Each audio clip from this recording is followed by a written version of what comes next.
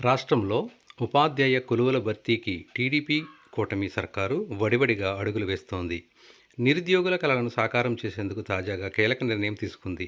ఎన్నికలకు ముందు ఇచ్చిన మెగా డిఎస్సి హామీని సాకారం చేసే దిశగా ప్రభుత్వం చర్యలు చేపట్టింది. మెగా డిఎస్సి నోటిఫికేషన్, టెట్ నిర్వహణకు జూలై 1న షెడ్యూల్ విడుదల చేసేందుకు పాఠశాల విద్యాశాఖ కసరత్తు చేస్తోంది. మెగా డిఎస్సికి సోమవారం కేబినెట్ ఆమోదం లభించింది. దీంతో మొత్తం 16,347 పోస్టుల భర్తీ చేసేందుకు మార్గం సుగమమైంది. ఎన్నికలకు ముందు గత వైసీపీ ప్రభుత్వం ఇచ్చిన 6,100 పోస్టుల డిఎస్సి నోటిఫికేషన్ను రద్దు చేయనున్నారు. జీవో త్వరలో జారీ కానుందని అధికార వర్గాలు తెలిపాయి.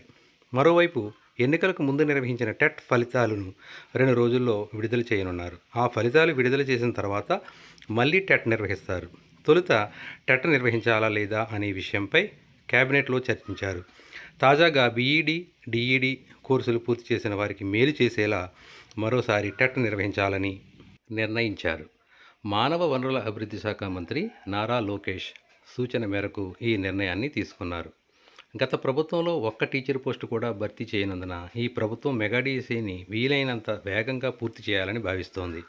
గత 5 ఏళ్ల పాటు నిరుద్యోగులు డిఎస్సి కోసం ఎదురు చూశారు. ఎన్నికల ముందు ఫిబ్రవరిలో హడావిడిగా నోటిఫికేషన్ జారీ చేసినా పరీక్షలు నిర్వహించేలోగా ఎన్నికల కోడ్ అమలులోకి రావడంతో ప్రక్రియ నిలిచిపోయింది. మరోవైపు ఎన్నికల సమయంలో హామీ ఇచ్చినట్లుగా సీఎం చంద్రబాబు మెగా డిఎస్సి ఫైల్పైనే తొలి సంతకం చేశారు. గత ప్రభుత్వం తరహాలో అదిగో ఇదిగో అని నిరుద్యోగులను మభ్యపెట్టకుండా ఇచ్చిన హామీ ప్రకారం వీలైనంత వేగంగా భర్తీ చేయాలని ప్రయత్నిస్తోంది.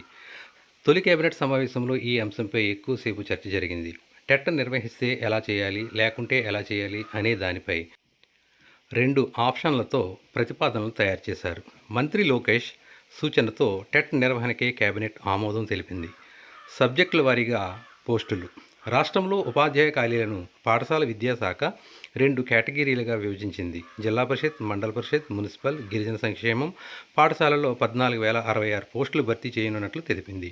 వీటిలో school assistant Telugu 655, Hindi 536, English 1086, గణితం 726, physical science 706, biological science 957, social studies 1368, వ్యాయామ విద్య 1691, ఎస్జిటి 6,341 పోస్టులు ఉన్నాయి.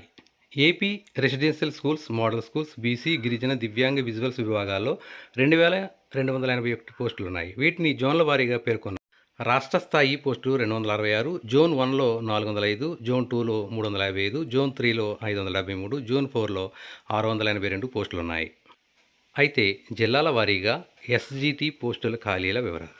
శ్రీకాకుళం 144, విజయనగరం 267, విశాఖపట్నం 551, తూర్పుగోదావరి 480, పశ్చిమ గోదావరి 434, కృష్ణా 508, గుంటూరు 501, ప్రకాశం 124, నెల్లూరు 104, చిత్తూరు 946, కడప 298, అనంతపురం 183, కర్నూలు 1,801.